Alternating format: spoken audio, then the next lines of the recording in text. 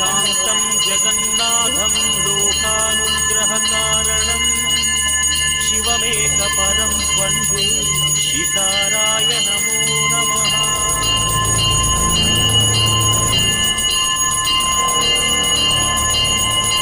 ॐ महामङ्गलाय महाभिषेकाय महाशान्ताय महावीरेन्द्राय महायोगेन्द्राय महागुहाङ्गाय